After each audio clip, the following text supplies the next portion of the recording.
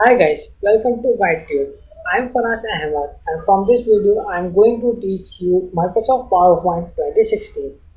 At first we will look the essential training of PowerPoint 2016 and later on we will see amazing animations, slideshows or presentation in PowerPoint 2016. So let's take a quick look on the environment of PowerPoint 2016.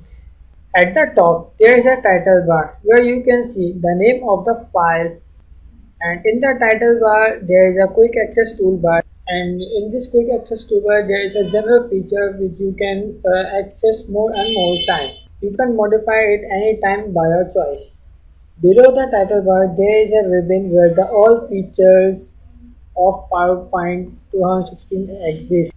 At the bottom there is a status bar, and in this status bar it shows the overall status of this file. Likewise, how many slides you have and on which slide you are currently on, and you may see the notes, comments, the views of each slide, and the zooming effect to see the better look. On the left side, there is a slide tab where you can see the thumbnail of each slide and can easily get on, and at the center there is a body. So this is the introduction of the environment of PowerPoint 2016. Later on we will see its details in later videos. So meet you in the next video.